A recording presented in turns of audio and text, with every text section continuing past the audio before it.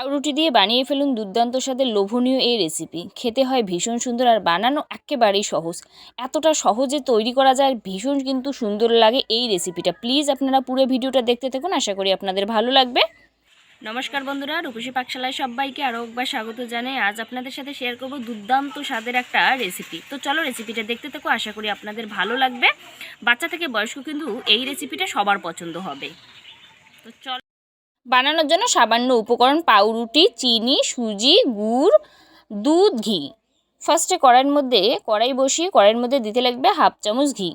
এরপর সুজি দেওয়ার পরে খুব ভালো করে এটা নাড়িয়ে নিতে হবে। সুজিটা যখন খুব ভালো ভাজা হবে, এতে মিশাতে লাগবে দুধ, ঘন করা দুধ।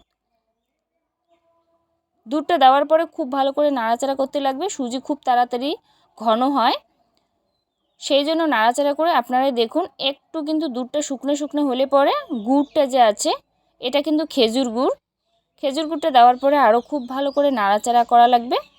খেজুরটা যাতে সুজির সাথে খুব ভালো মেশে, এই পর্যায়ে কিন্তু নামাতে লাগবে। এর থেকে আর শুকনো করতে লাগবে না, ঠান্ডা হলে পরে অটোমেটিক এটা শুকনো হবে। এরপর যে পাউরুটিটা আছে,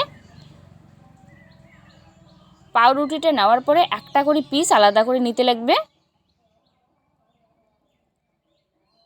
সব পিসেই একেবারে আলাদা করে নিতে লাগবে। এইখানে 4খানা পিস আছে, আর সামনের যে অংশটা আর পিছনের অংশটা বাদ দিয়ে দিলাম, আর পোড়া অংশটা এইভাবে ছাড়াতে লাগবে। যেটা একদম বেশি পুড়ে গেছে সেটাই ছাড়িয়ে নিলাম, আর বাদ বাকিটা ছাড়ানোর প্রয়োজন পড়ে না। এরপর এটা কিন্তু বেলে নিতে হবে যাতে একটু পাতলা হয়।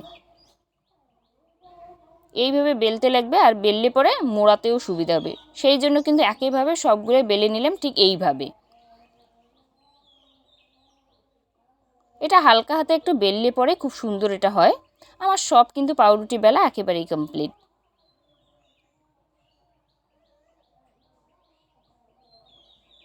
সবগুলো একটু সাইডে রাখি, আর একটাই যেহেতু ফার্স্টে এইভাবে বানাতে লাগবে থালের মধ্যে, তাহলে সুবিধা হবে। তো সেই জন্য একটা পাউরুটি নিলাম, আর সুজির যে পুরটা আছে এইভাবে দিতে লাগবে মাঝ বরাবর।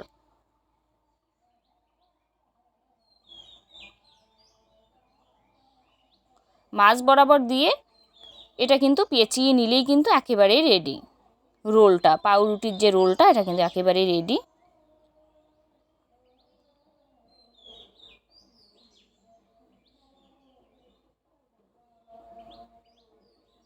পাউরুটির কিন্তু একটা রোল একেবারে রেডি। আরও একটা আপনাদের বানিয়ে দেখাচ্ছি।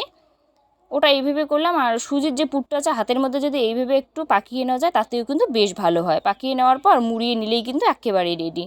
একেবারেই সহজ এটা বানানো।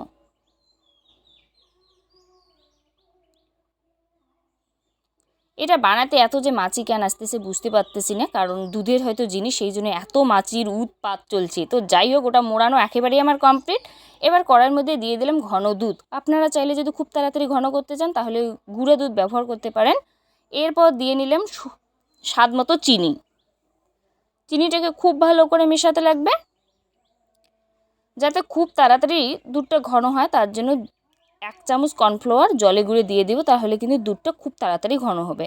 আপনারা চাইলে হালকা আছে অনেকটা সময় ফুটিয়ে নেবেন, তাহলেই দুধ ঘন হবে। আর যদি খুব তাড়াতাড়ি করতে চান, তাহলে কর্নফ্লাওয়ার অ্যাড করতে পারেন। এটা নাড়িয়ে চাড়িয়ে এই পর্যায়ে যখন একটু ঘন হবে দুধটা, এটা নামিয়ে নিতে লাগবে।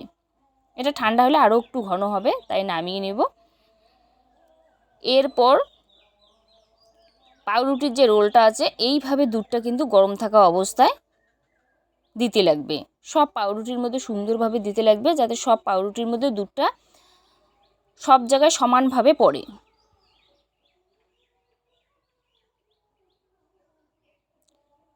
পাউরুটির রোলের ভিতরে সব দুধ দেওয়া কিন্তু আমার একেবারেই কমপ্লিট। আপনারাই দেখুন কতটা সুন্দর হয়। এটা দেখতে যতটা সুন্দর, আর বানানো তো আপনারা দেখলেন কতটা সহজ।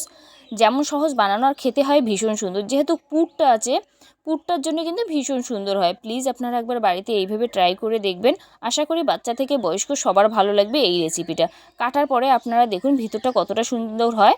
দেখুন আপনারা, জাস্ট অসাধারণ হয়। খেতেও কিন্তু ভীষণ সুন্দর হয়। বাড়ির সবাই আমাকে বলেছিল এটা দারুণ হয়েছিল খেতে। আপনারাও একবার বাড়িতে ট্রাই করে দেখবেন, বাড়ির সবাই কিন্তু আপনারা প্রশংসাই করবে। যদি ভালো লাগে অবশ্যই লাইক কমেন্ট শেয়ার করে দেবেন। আর যদি এই ছোট্ট চ্যানেলটা নতুন দর্শক, অবশ্যই চ্যানেলটাকে সাবস্ক্রাইব করে রাখবেন, পাশে থাকা বেল আইকনটি প্রেস করে রাখবেন।